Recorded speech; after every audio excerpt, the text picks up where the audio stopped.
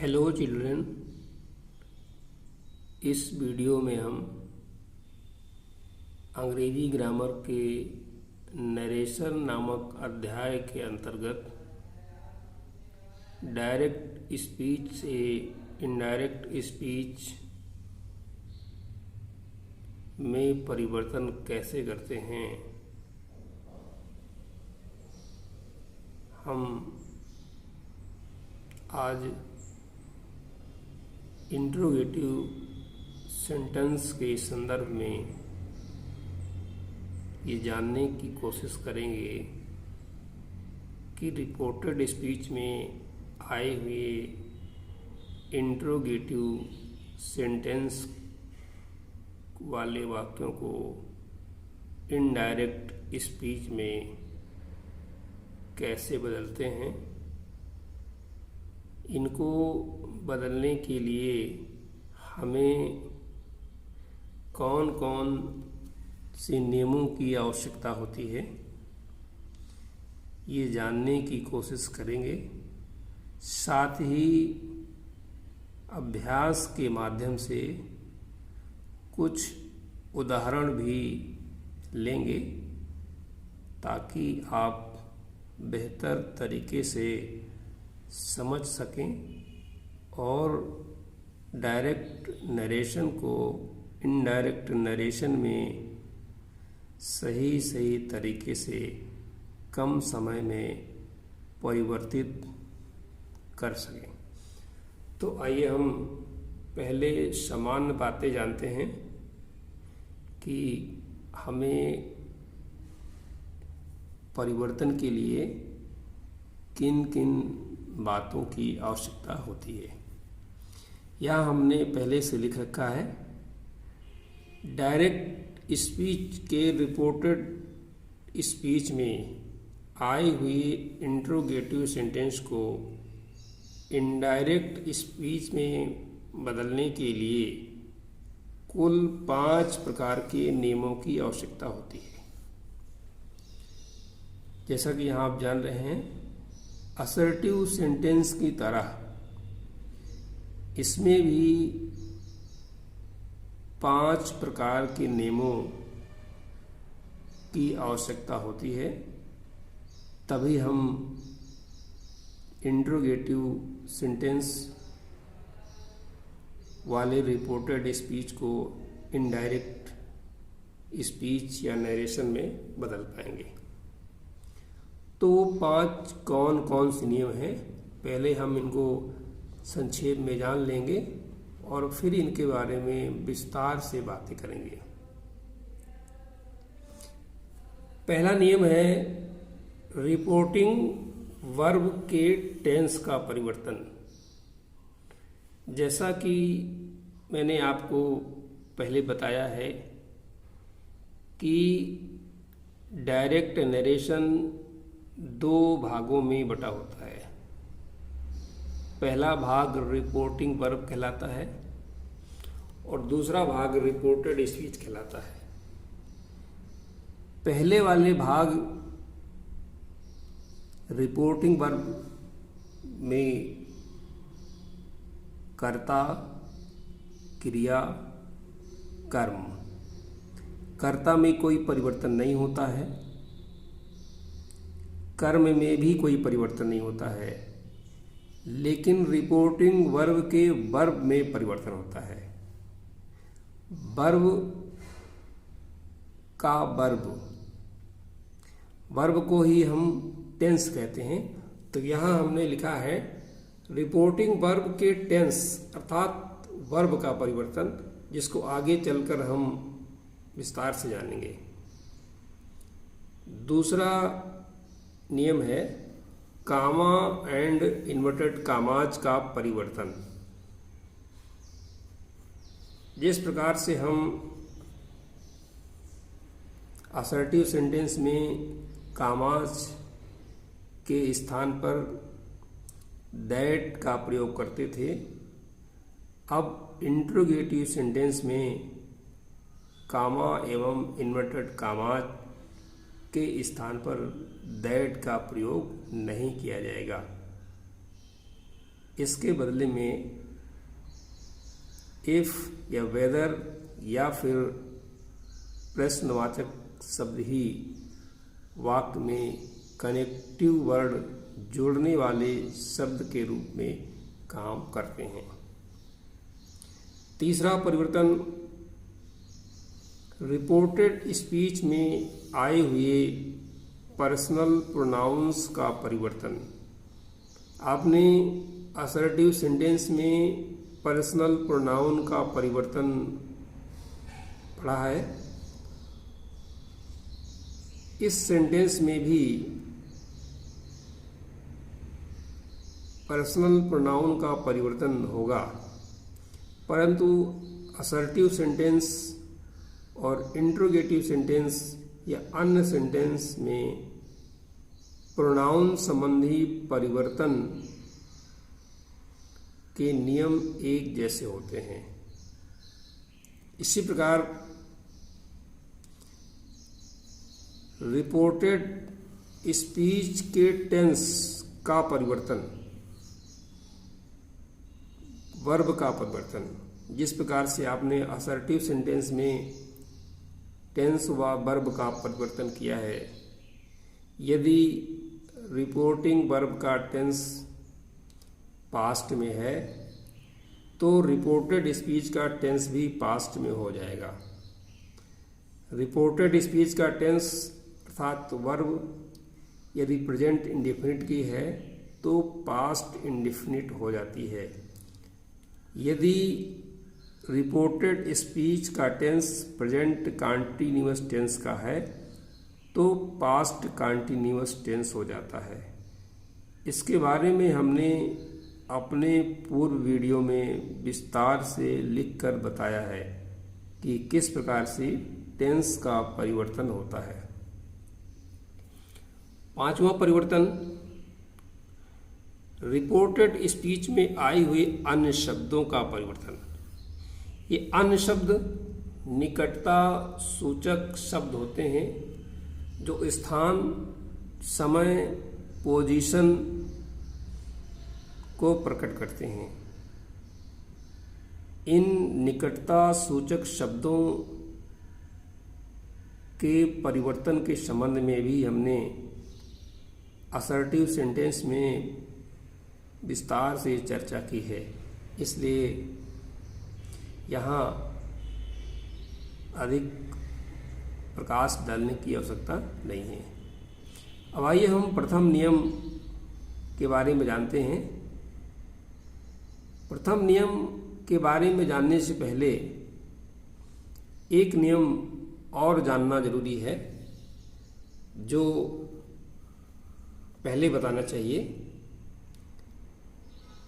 Indirect में परिवर्तन करते समय सेंटेंस का परिवर्तन भी होता है। रिपोर्टेड स्पीच के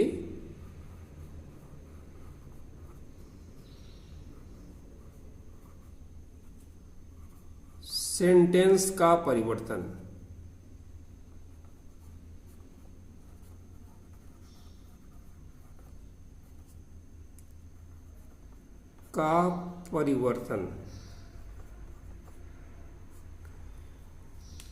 जब हम कहते हैं कि सेंटेंस का परिवर्तन, तो आपको पहले ये समझना जरूरी है कि सेंटेंस किसे कहते हैं। सेंटेंस शब्दों का एक समूह है जिसका क्रम एवं अर्थ निश्चित होता है और टेंस और सेंटेंस की राइम की तुकबंदी एक जैसा लगती है, परंतु इनका भेद स्पष्ट होना चाहिए। हर छात्र को टेंस और सेंटेंस में अंतर जान लेना चाहिए। सेंटेंस टेंस से बड़ा होता है। सेंटेंस में अनेक शब्द होते हैं अभी हम उदाहरण के द्वारा सेंटेंस देखेंगे। और टेंस सिर्फ एक शब्द का होता है। टेंस सेंटेंस का एक हिस्सा है, एक अंग है। टेंस को हम क्रिया कहते हैं। तो यहाँ पर स्पष्ट है कि सेंटेंस शब्दों का एक समूह है, जबकि टेंस सिर्फ एक शब्द का होता है। यहाँ पर यह बात प्रत्येक स्टूडेंट को याद रखना चाहिए। अब हम प्रथम नियम के बारे में जानेंगे। रिपोर्टिंग वर्ब के टेंस का परिवर्तन। रिपोर्टिंग वर्ब अपने आप में एक सेंटेंस है जिसमें कर्ता, कर्म और क्रिया होता है। तो क्रिया का परिवर्तन, टेंस का परिवर्तन। रिपोर्टिंग वर्ब का टेंस अर्थात क्रिया से के रूप में, शेष के रूप में या सेड के रूप में आ सकती है। यदि से, शेष व सेड के रूप में आती है तो रिपोर्टिंग वर्ब के टेंस का परिवर्तन नहीं होता है। इनको हमें बदलने की आवश्यकता नहीं होती है। परंतु यदि से टू, शेष टू, सेट टू आ जाता है तो हमें इन्हें बदलने की आवश्यकता होती है। यदि से टू आता है तो हम उसको आस्क या इंक्वायर में बदलते हैं। इसी प्रकार यदि शेष टू आता है तो हम उसको आस्क्स में या इंक्वायर्स में, और यदि सेट टू आता है तो आस्केड या इंक्वायर्ड में। से और शेष टू में क्या फर्क है? से एक आकर्मक क्रिया है, अर्थात इसमें कर्म नहीं होता है। से टू एक सकर्मक क्रिया है, अर्थात इसमें कर्म होता है। सकर्मक क्रिया को ही हम सकर्मक क्रिया में बदलते हैं। आस्क भी सकर्मक क्रिया है, इंक्वायर भी सकर्मक क्रिया है। सकर्मक क्रिया को ही हम सकर्मक क्रिया में बदल पाते हैं। अकर्मक क्रिया को हम सकर्मक क्रिया में नहीं बदल सकते हैं। तो यह विद्यार्थी को ध्यान रखना चाहिए कि से, शेष, सेड को नहीं बदला जाएगा। उसके स्थान पर यदि से टू, शेष टू, सेट टू आता है तो बदला जाएगा। अब हम दूसरा नियम देखेंगे। हमारा दूसरा नियम कामा और इन्वर्टेड कामा के संबंध में है। हमने असर्टिव सेंटेंस में कामा और इन्वर्टेड कामाज के स्थान पर दैट का प्रयोग किया था। परंतु जैसा कि आप जान रहे हैं, यहाँ हम इंट्रोगेटिव सेंटेंस वाले वाक्यों को इनडायरेक्ट स्पीच में परिवर्तन करने के नियमों को सीख रहे हैं, और इसलिए हर सेंटेंस में अलग अलग कनेक्टिव, अलग अलग कंजंक्शन कामा और इन्वर्टेड कामाज के स्थान पर आ सकते हैं। तो देखना है कि इंट्रोगेटिव सेंटेंस में कौन सा कंजंक्शन, कौन सा कनेक्टिव वर्ड आता है। इंट्रोगेटिव सेंटेंस दो प्रकार का होता है। एक सहायक क्रिया से प्रारंभ होने वाला इंट्रोगेटिव सेंटेंस, और दूसरा प्रश्नवाचक शब्द इंट्रोगेटिव वर्ड से प्रारंभ होने वाला इंट्रोगेटिव सेंटेंस। यदि सहायक क्रिया से प्रारंभ इंट्रोगेटिव सेंटेंस होता है तो कामा और इन्वर्टेड कामाज के स्थान पर इफ या फिर वेदर का प्रयोग करते हैं।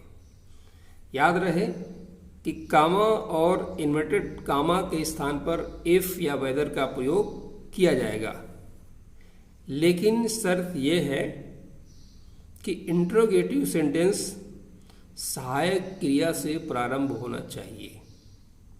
अंग्रेजी में 24 सहायक क्रियाएं होती हैं, जिसमें से do, does, did, is, am, are, was, were, have, has, had तथा अन्य मोडाल वर्ब्स होती हैं।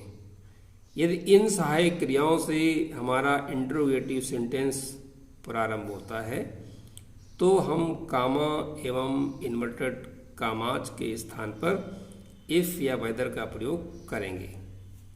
लेकिन यदि हमारा सेंटेंस इंटरोगेटिव वर्ड से प्रश्नवाचक शब्दों से प्रारंभ होता है तो फिर हम कामा इन्वर्टेड कामाज के स्थान पर इफ या वेदर का प्रयोग कतई नहीं करेंगे। तो फिर हम जोड़ने के लिए किन शब्दों का प्रयोग करेंगे? तो वाक्य में आए हुए प्रश्नवाचक शब्द जो what, which, who, whom, whose, how many plus noun, how much plus noun, which plus noun आदि के रूप में why, when, where, how के रूप में हो सकते हैं। यदि इन शब्दों से सेंटेंस प्रारंभ होता है तो कामा और इन्वर्टेड कामाज के स्थान पर यही शब्द कंजंक्शन का काम करेंगे, जोड़ने का काम करेंगे। अलग से हमें इफ या वेदर लगाने की आवश्यकता नहीं होती है। इंट्रोगेटिव सेंटेंस में ये प्रश्नवाचक शब्द के रूप में आते हैं, लेकिन इनडायरेक्ट नरेशन में यही प्रश्नवाचक शब्द रिलेटिव प्रोनाउंस या रिलेटिव एडवर्ब बन जाते हैं। अब हम तीसरा नियम, चौथा नियम देखेंगे। तीसरा नियम हमारा प्रोनाउन के परिवर्तन के संबंध में था, जिसे हमने असर्टिव सेंटेंस में जाना है। चौथा नियम रिपोर्टेड स्पीच में आए हुए टेंस अर्थात क्रिया के परिवर्तन के संबंध में है। हमने अभी आपको रिमाइंड कराया है कि यदि रिपोर्टिंग वर्ब का टेंस पास्ट का है तो रिपोर्टेड स्पीच का टेंस भी पास्ट में हो जाएगा। किस प्रकार से होगा? रिपोर्टेड स्पीच का प्रेजेंट इंडेफिनिट का टेंस पास्ट इंडेफिनिट हो जाएगा, और इसी प्रकार से हमने आपको असर्टिव सेंटेंस में विस्तार से बताया है। पांचवा नियम निकटता सूचक शब्दों के संबंध में है। इसकी भी चर्चा हमने असर्टिव सेंटेंस में विस्तार से की है, इसलिए यहाँ पर बताने की आवश्यकता नहीं है। शेष यदि कोई संदेह उत्पन्न होता है तो हम उन्हें उदाहरण के माध्यम से जानने का प्रयास करेंगे। तो आइए इन सभी नियमों को हम और बेहतर तरीके से समझने के लिए एग्जाम्पल्स लेते हैं, क्योंकि एग्जाम्पल्स के बारे में कहा जाता है exercise is the best master. यदि आपको मास्टर बनना है, एक्सपर्ट बनना है, तो आपको एक्सरसाइज करना चाहिए। किसी भी चीज में परफेक्शन लाने के लिए अभ्यास सबसे बेहतर तरीका है। अभ्यास एक प्रैक्टिकल है।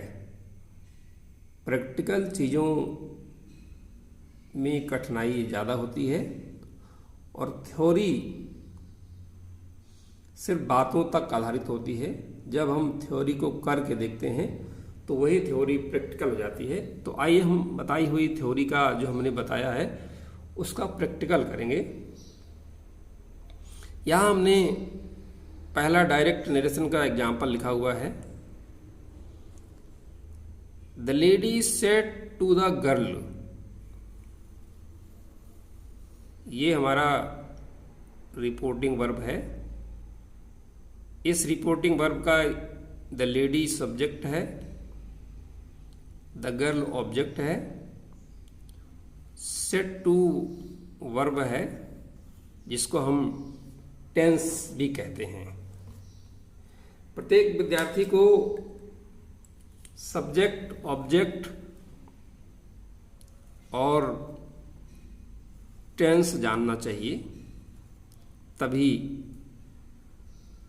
बेहतर तरीके से आप सीख पाएंगे। हमारा पहला नियम है कि रिपोर्टिंग वर्ब में आए हुए टेंस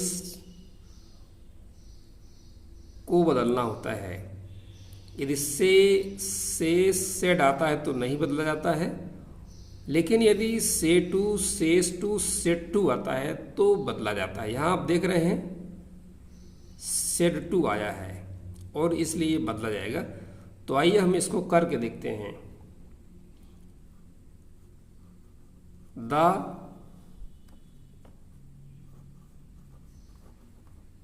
लेडी सेड टू को हम आस्केड में बदलेंगे, जैसा कि हमने अभी नियम में बताया है। द गर्ल, आप देख रहे हैं कि कर्ता में कोई परिवर्तन नहीं हुआ, कर्म में कोई परिवर्तन नहीं हुआ, केवल क्रिया में परिवर्तन हुआ। अब हमें कामा, इन्वर्टेड कामाज के स्थान पर देखना है कि क्या लाना है। आप देख रहे हैं कि ये इंट्रोगेटिव सेंटेंस है, do you live in this house, और ये सहायक क्रिया से प्रारंभ हुआ है। जब इंट्रोगेटिव सेंटेंस सहायक क्रिया से प्रारंभ होता है तो दूसरे नियम के मुताबिक कामा एवं इन्वर्टेड कामाज के स्थान पर इफ या वेदर का प्रयोग करते हैं। तो हम कामा और इन्वर्टेड कामा के स्थान पर क्या लिखेंगे? इफ हमने लिख दिया। अब हम टेंस का सेंटेंस का परिवर्तन करेंगे। सेंटेंस का परिवर्तन का तात्पर्य है कि ये जो इंट्रोगेटिव सेंटेंस लिखा हुआ है इसको हम असर्टिव बनाएंगे। दोनों में फर्क क्या है? इंट्रोगेटिव सेंटेंस में सहायक क्रिया पहले होती है, कर्ता बाद में होता है, और असर्टिव सेंटेंस में कर्ता पहले होता है, क्रिया बाद में होती है। तो जब हम कहते हैं कि सेंटेंस का परिवर्तन करेंगे अर्थात असर्टिव सेंटेंस बनाएंगे इंट्रोगेटिव सेंटेंस से, तो हमें पहले कर्ता लिखना होता है। यहाँ हमारा कर्ता यू है। यू सेकंड पर्सन का पर्सनल प्रोनाउन है। जब सेकंड पर्सन का पर्सनल प्रोनाउन होता है तो रिपोर्टिंग वर्ब में आई हुई ऑब्जेक्ट, ये ऑब्जेक्ट है, ऑब्जेक्ट के अनुसार बदलते हैं, अर्थात ऑब्जेक्ट से ही बदलते हैं। तो हम ऑब्जेक्ट यहाँ पर लिखेंगे द गर्ल लिखा है, या तो हम ये नाउन लिख दें या फिर नाउन के स्थान पर, द गर्ल के स्थान पर इसका प्रोनाउन लिख दें। तो द गर्ल का प्रोनाउन सी बनेगा, तो हम यहाँ पर सी लिख देते हैं, सी। अब हमें टेंस लिखना है, क्रिया लिखनी है। आप देख रहे हैं डू लिखा है जो क्रिया की फर्स्ट फॉर्म है। क्रिया की फर्स्ट फॉर्म को हम प्रेजेंट टेंस कहते हैं और क्रिया की सेकेंड फॉर्म को हम पास्ट टेंस कहते हैं। चूंकि हमारा रिपोर्टिंग वर्ब का टेंस पास्ट है, इसलिए रिपोर्टेड स्पीच का भी टेंस पास्ट होना चाहिए। तो हम लिव को लिव्ड कर देंगे, लिव्ड, और डू का प्रयोग नहीं करेंगे, क्योंकि जब असर्टिव सेंटेंस बन गया तो असर्टिव सेंटेंस में असर्टिव के अफर्मेटिव सेंटेंस, पॉजिटिव सेंटेंस में सहायक क्रिया नहीं होती है। ये क्रिया की फर्स्ट फॉर्म थी, क्रिया की फर्स्ट फॉर्म की वजह से ये प्रेजेंट टेंस है और प्रेजेंट का इंडिफिनिट टेंस है, इसलिए हम प्रेजेंट इंडिफिनिट को नियम के अनुसार पास्ट इंडिफिनिट बना देंगे। पास्ट इंडिफिनिट का तात्पर्य है क्रिया की सेकेंड फॉर्म लिख देंगे। और इसके आगे लिखेंगे इन, दिस को हम दैट करेंगे क्योंकि दिस निकटता सूचक शब्द है, और हाउस लिख देंगे, हाउस, और इंट्रोगेटिव मार्क के स्थान पर फुल स्टॉप लगा देंगे। और इस प्रकार से हमारा ये पहला एग्जाम्पल हो गया। अब हम दूसरा एग्जाम्पल देखेंगे। हरी सेड टू राम, यहां भी सेड टू आया है इसलिए इसको बदला जाएगा, तो बदलते हैं हरी आस्केड राम, और कामा इन्वर्टेड कामाज के स्थान पर इफ लगाएंगे। अब फिर हम पहले सेंटेंस परिवर्तन करेंगे क्योंकि ये इंट्रोगेटिव सेंटेंस है जो सहायक क्रिया हैव से प्रारंभ है। जब हम कहते हैं कि सेंटेंस का परिवर्तन करेंगे तो इसका तात्पर्य है कि पहले हम कर्ता लिखेंगे, हमारा कर्ता यू है, यू लिखेंगे। यू को बदलना है क्योंकि ये पर्सनल प्रोनाउन का सेकेंड पर्सन का प्रोनाउन है, कर्ता कारक है। सेकेंड पर्सन के प्रोनाउन कर्म से बदलते हैं, रिपोर्टिंग वर्ब के कर्म से। ये राम लिखा है यहाँ पे, अर्थात यू राम से बदलेगा, राम से बदलेगा तात्पर्य है राम ही यहाँ पे आ जाएगा। या तो यहाँ पर हम राम लिख दें या फिर इसका हम प्रोनाउन लिख दें। यदि एक बार सेंटेंस में नाउन लिखा होता है तो दूसरी बार, तीसरी बार या अन्य हर बार उसका प्रोनाउन प्रयोग करना अधिक अच्छा रहता है, इसलिए हम राम ना लिख करके ही लिखेंगे, परंतु यहाँ हमने समझने के लिए राम लिख दिया है। अब हम सहायक क्रिया लिखेंगे। आप देख रहे हैं कि ये have you done present perfect tense है। हैव सहायक क्रिया ये प्रकट करती है कि ये सेंटेंस प्रेजेंट परफेक्ट टेंस का है, तो हमने कर्ता लिख लिया। प्रेजेंट परफेक्ट को इधर की क्रिया पास्ट होने के कारण पास्ट परफेक्ट में बदलेंगे। तो जब हम इस सेंटेंस को पास्ट परफेक्ट के टेंस में ले जाएंगे तो हैव का हैड हो जाएगा, हैड। अब डन उसी तरह से रहेगा। यहां पे आप देख रहे हैं कि हैव यू डन सहायक क्रिया कर्ता मुख्य क्रिया, यहां पे आप देख रहे हैं कर्ता सहायक क्रिया मुख्य क्रिया। यही असर्टिव सेंटेंस की पहचान है और ये इंट्रोगेटिव सेंटेंस की पहचान है। अब हम योर को लिखेंगे, ये भी पर्सनल प्रोनाउन का सेकेंड पर्सन का प्रोनाउन है। सेकेंड पर्सन के सभी प्रोनाउन रिपोर्टिंग वर्ब के कर्म से बदलते हैं, जो राम लिखा है। योर संबंध कारक का प्रोनाउन है,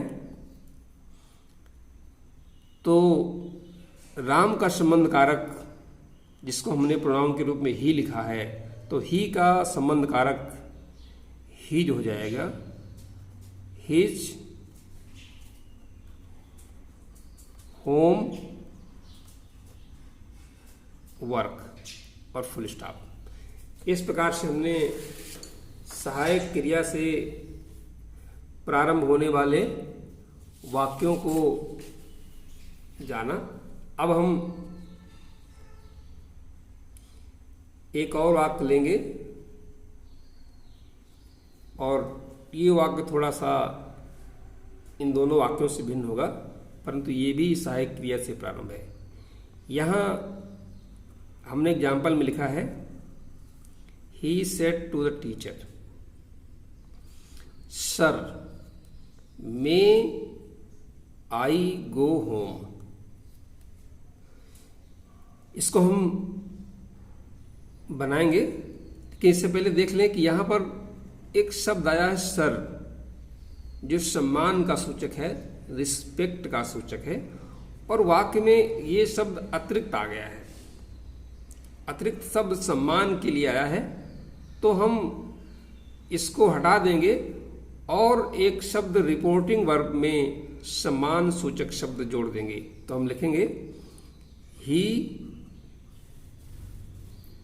रिस्पेक्टफुली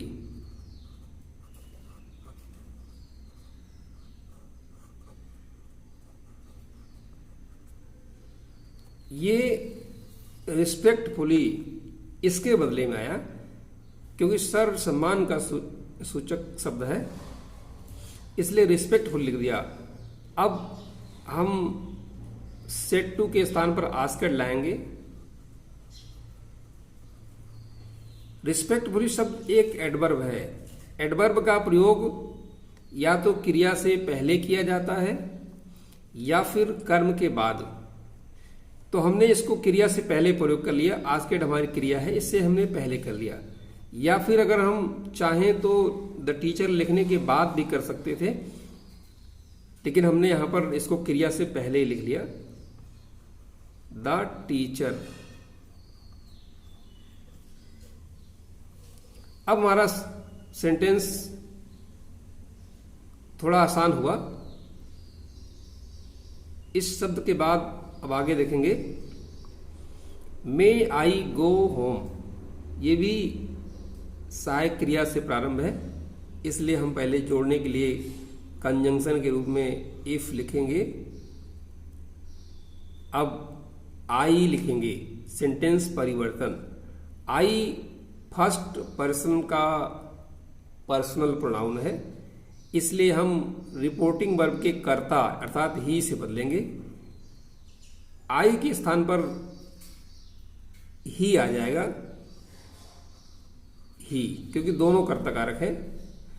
अब हम अपनी क्रिया को पास्ट में करेंगे, क्योंकि हम रिपोर्टिंग वर्ब का टेंस अर्थात क्रिया पास्ट में है, तो इसे भी पास्ट में करेंगे। तो हो जाएगा make a might,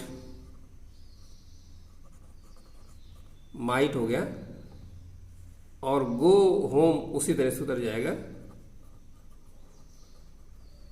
full stop. गो का वेंट नहीं होगा क्योंकि माइट के साथ क्रिया की फर्स्ट फॉर्म में आती है, और इस प्रकार गो का गो रहेगा, होम एडवर्ब है और उतर आएगा। अब हम WH शब्दों से प्रारंभ होने वाले वाक्यों के बारे में जानने का प्रयास करेंगे। सबसे पहले WH वर्ड कहते किसके हैं? WH वर्ड का तात्पर्य उन शब्दों से होता है जो WH से प्रारंभ होते हैं। WH से प्रारंभ जैसे हु में WHO, which WHICH, what, when, where, ये सभी शब्द WH अक्षरों से प्रारंभ होते हैं, इसलिए इन शब्दों को हम WH वर्ड या शब्द कहते हैं। WH शब्दों से प्रारंभ होने वाले इंटरोगेटिव सेंटेंस 3 प्रकार के होते हैं, जिससे मैंने यहां पर लिख रखा है। WH शब्द वाक्य में 3 प्रकार से आते हैं। पहला कर्म के रूप में, दूसरा कर्ता के रूप में, और तीसरा एडवर्ब के रूप में। जब एडवर्ब के रूप में आते हैं तो ये ना तो कर्ता होते हैं ना कर्म होते हैं, बल्कि एडवर्ब होते हैं। जब ये कर्म के रूप में आते हैं तो ये इंट्रोगेटिव प्रोनाउन होते हैं। कर्ता के रूप में आते हैं तो भी इंट्रोगेटिव प्रोनाउन होते हैं। जब कर्ता कर्म के रूप में नहीं आते तो ये इंट्रोगेटिव एडवर्ब होते हैं। ये 4 शब्द होते हैं, जिसको आगे हम उदाहरण के माध्यम से समझेंगे। पहले हम ऐसा इंट्रोगेटिव सेंटेंस जिसमें शुरुआत WH शब्द से हुई हो, इंट्रोगेटिव शब्द से हुई हो, और वो इंट्रोगेटिव शब्द वाक्य में कर्म के रूप में आया हो। यहाँ हमने लिखा है जब WH शब्द वाक्य में कर्म के रूप में आए तो किस प्रकार से परिवर्तन होगा। एग्जाम्पल देखेंगे। He said to Gopal, what was he working in the classroom. आप देख रहे हैं कि व्हाट यहां पर कर्म के रूप में आया है। असर्टिव सेंटेंस में कर्म का स्थान क्रिया के बाद होता है, अर्थात वर्किंग के बाद होना चाहिए था, परंतु इंट्रोगेटिव सेंटेंस में कर्म का स्थान वाक्य के प्रारंभ में होता है। ये वाक्य का प्रारंभ है और यहां पर ये जो व्हाट शब्द है ये प्रश्नवाचक शब्द होने के साथ साथ वाक्य में कर्म के रूप में आया है। तो इसलिए कहा गया कि जब WH शब्द वाक्य में कर्म के रूप में आए, जब ये कर्म के रूप में आया है तो निश्चित रूप से कोई कर्ता भी होगा। तो यहाँ ये कर्ता लिखा ही हमारा कर्ता है और व्हाट हमारा कर्म है। तो यही इसकी पहचान है। तो आइए इसको हम करते हैं। He asked Gopal. अब जब WH से वाक्य प्रारंभ होता है, WH शब्द से वाक्य प्रारंभ होता है, तो कामा, इन्वर्टेड कामा के स्थान पर हमें इफ लगाने की आवश्यकता नहीं है। ये शब्द जोड़ने का भी काम कर लेते हैं। जब इंट्रोगेटिव सेंटेंस में आते हैं तो इंट्रोगेटिव प्रोनाउन के रूप में काम करते हैं और इन्हीं शब्दों से जब जोड़ने का काम लिया जाता है तो रिलेटिव प्रोनाउन के रूप में काम करने लगते हैं। रिलेटिव का तात्पर्य है रिलेशन बनाना, अर्थात इस सेंटेंस के बीच और इस सेंटेंस के बीच, दोनों के बीच में ये संबंध स्थापित कर देगा, अर्थात दोनों को जोड़ देगा। तो जब जोड़ने की इसमें क्षमता है तो हम इफ या वेदर का प्रयोग फिर नहीं करेंगे। तो इसलिए हमने व्हाट जोड़ने के लिए इस्तेमाल कर लिया, इंट्रोगेटिव फॉर्म से हट गया, अब ये रिलेटिव प्रोनाउन हो गया। अब हम बाकी वाक्य को असर्टिव फॉर्म में बदलेंगे। असर्टिव फॉर्म का मतलब पहले कर्ता लिखेंगे, तो कर्ता हमारा ही है, ये थर्ड पर्सन का प्रोनाउन है। थर्ड पर्सन का प्रोनाउन नहीं बदलता है, फर्स्ट पर्सन का बदलता है, सेकेंड पर्सन का बदलता है, थर्ड का नहीं बदलता है। जब नहीं बदलेगा तो हमने ही को ही लिख लिया। अब हमें वर्ब को बदलना है। वर्ब हमारा लिखा है वाज वर्किंग। मुख्य वर्ब ये है वाज वर्किंग के अकॉर्डिंग अभी ये पास्ट कंटीन्यूअस टेंस है और हमने असर्टिव सेंटेंस में टेंस के परिवर्तन के संबंध में जो बताया है कि यदि रिपोर्टेड स्पीच में पास्ट कंटीन्यूअस टेंस आता है तो उसको बदल करके हम पास्ट परफेक्ट कंटीन्यूअस टेंस कर देते हैं। पास्ट परफेक्ट कंटीन्यूअस करेंगे तो हैड बीन, ये पास्ट परफेक्ट कंटीन्यूअस टेंस की पहचान है। और इसके बाद क्रिया की ING फॉर्म रहेगी। शेष अन्य शब्द उस तरफ आएंगे।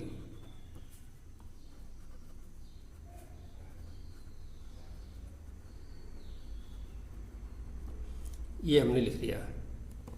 अब हम एक दूसरा उदाहरण देखेंगे जिसमें इंट्रोगेटिव शब्द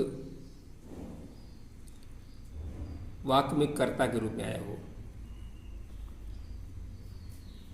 यहां हमें लिखा है जब WH शब्द अर्थात इंट्रोगेटिव शब्द, इंट्रोगेटिव वर्ड वाक्य में कर्ता के रूप में आए तो किस प्रकार से। एग्जाम्पल को हम करेंगे। यू सेड टू हिम, पहले हम इसको लिख लेते हैं। You asked him.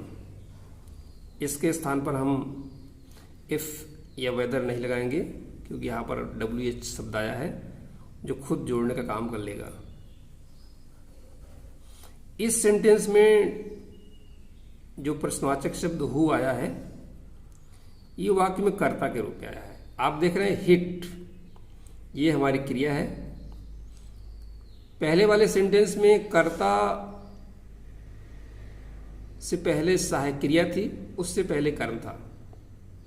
यहां पर आप देख रहे हैं कि पहले कर्ता है, बाद में क्रिया है। पहले कर्ता बाद में क्रिया का तात्पर्य है कि ये सेंटेंस इंट्रोगेटिव होते हुए भी असर्टिव फॉर्म में है। असर्टिव फॉर्म का तात्पर्य मैंने बार बार बताया है कि पहले कर्ता बाद में क्रिया। तो यहाँ पहले कर्ता बाद में क्रिया, ये इंट्रोगेटिव सेंटेंस होने के साथ साथ अफर्मेटिव फॉर्म में है। जब सेंटेंस हमारा पहले से अफर्मेटिव फॉर्म में है तो फिर अफर्मेटिव फॉर्म बनाने की आवश्यकता नहीं है। अर्थात हु हमने लिख दिया, कर्ता भी लिख दिया, कंजंक्शन भी यही हो गया। अब हम क्रिया लिखेंगे तो हिट का सेकेंड फॉर्म लिखेंगे, क्योंकि यहाँ पर पास्ट टेंस का वर्ब लिखा है,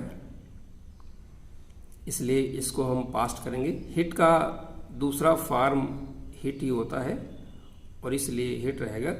यू हमारा कर्म है और यू जब कर्म है तो हम इसको कर्म से बदलेंगे, रिपोर्टिंग वर्ब के हिम से बदलेंगे, अर्थात हिम ही यहाँ पर आ जाएगा यू के स्थान पर। तो हमने हिम लिख दिया। हिम इसलिए आ गया कि ये भी कर्म कारक है, ये भी कर्म कारक है। जब कारक बराबर होते हैं तो उसी तरह उतर आता है। ऑन द हेड और फिर स्टॉप लग गया। अब हम अगला एग्जाम्पल देखेंगे जिसमें इंट्रोगेटिव शब्द न कर्ता होगा न कर्म होगा, बल्कि केवल एडवर्ब के रूप में आएगा। तो यहां हमने लिखा है जब WH शब्द वाक्य में एडवर्ब के रूप में आए। ये WH शब्द जो एडवर्ब होते हैं सिर्फ 4 होते हैं, when, why, how and where. ये इंट्रोगेटिव प्रोनाउन नहीं होते हैं, एडवर्ब होते हैं। तो इसको हम देखेंगे। इसका परिवर्तन कर्म जैसे इंट्रोगेटिव प्रोनाउन वाले वाक्यों की तरह होता है। तो लिखेंगे ही आस्क्ड मी और इसके स्थान पर ये इंट्रोगेटिव वर्ड एडवर्ब व्हाई और वाक्य को हम सीधा करेंगे, अर्थात असर्टिव फॉर्म बनाएंगे। आई को बदलेंगे, ये आई कर्ता कारक है, यहां से बदलेगा। फर्स्ट पर्सन है इसलिए कर्ता से बदलता है, तो ही हो जाएगा। शुड में कोई चेंज नहीं होता है और जब शुड में कोई चेंज नहीं होगा तो हेल्प में भी कोई चेंज नहीं होगा। हेल्प यू हमारा कर्म है जो सेकेंड पर्सन का है, इसलिए इधर से बदलेंगे कर्म से। जब सेकेंड पर्सन होता है तो कर्म से बदलते हैं। ये भी कर्म कारक है, ये भी कर्म कारक है, अर्थात यू के स्थान पर मी आ जाएगा। तो हम मी लिख देंगे और इस प्रकार से हमने विस्तार से ये समझने की कोशिश की कि किस प्रकार से रिपोर्टेड स्पीच में आए हुए इंट्रोगेटिव सेंटेंसेज वाले वाक्यों को कैसे इनडायरेक्ट नरेशन या स्पीच में परिवर्तित करते हैं। धन्यवाद।